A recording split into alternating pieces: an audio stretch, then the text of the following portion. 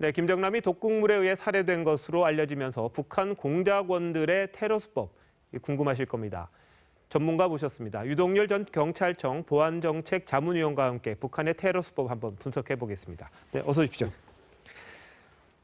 지금 보니까 뭐 VX 가스, 뭐 살인 가스보다 더 독하다는 뭐 그런 가스를 사용했다는 이야기도 나오고요. 아니면 독침을 썼느니 뭐 이런저런 이야기가 나오는데 우리 위원님 어떻게 보십니까? 지금 VX 가스는 네. 한 번도 북한이 그동안 사용한 적이 없어요. 아, 그렇습니까? 예, 근데 보도가 좀 잘못된 것 같고요. 네. 북한이 주로 사용하는 그 독극성 독극물이 뭐냐면 네.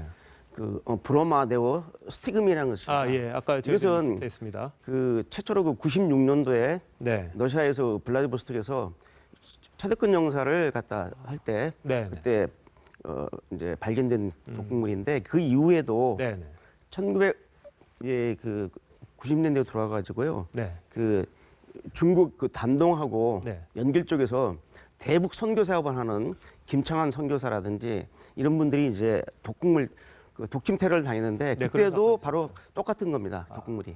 그리고 최근에 그 3년 전에 그 박상학 그 대북 인권 운동가가 이제 독침 암살을 당하다가 이제 방기가 됐는데 그때 검거된 안모 씨가 가지고 있던 그 독침에서 나온 그 독극물이 바로 제가 말씀드린 브로마 네오스티금입니다. 그렇기 때문에 이름이 어려운 그 독극물. 예. 네. 그게 이제 보통 우리가 알고 있는 청산가리보다도 네. 5배에서 10배 정도 어. 독성이 강한데요. 네. 만약에 이번에 그 독침이 아니라면은 네.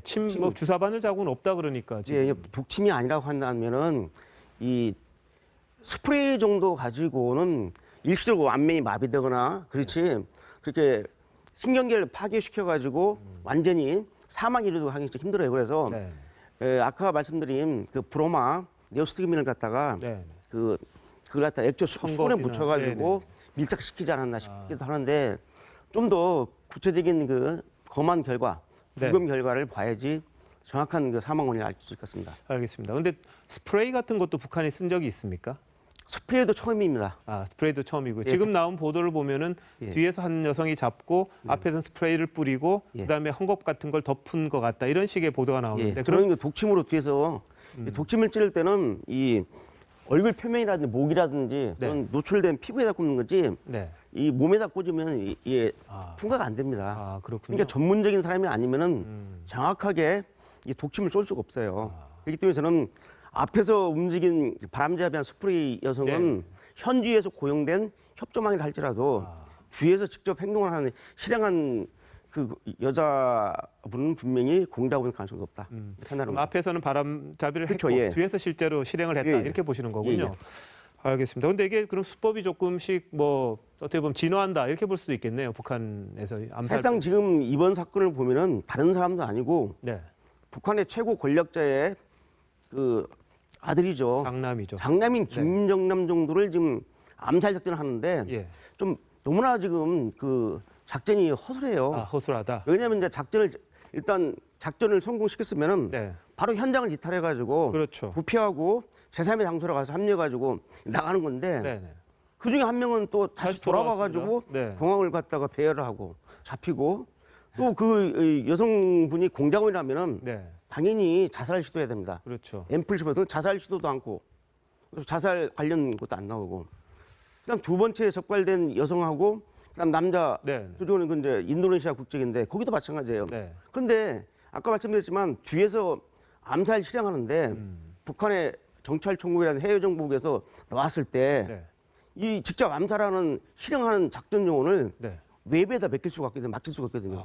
그렇기 때문에 뒤에서 물 묻은 헝겊을 쓰였다는 그 여자는 북한의 해외 현지 공작원일 가능성이 매우 높다고 그럼 생각합니다. 지금 국적이 말이죠. 뭐 인도네시아, 베트남 이런 식으로 좀 나눠져 있습니다. 그렇다면 이게 뭐 국적 세탁을 했을 가능성도 있을 텐데. 근데 유 의원님 보시기에는 여전히 그중에 실행한 사람은 북한에서 직접 파견한 사람일 거다 이렇게 보시는 거죠? 북한에서 양성된 저 해외 공작원이죠.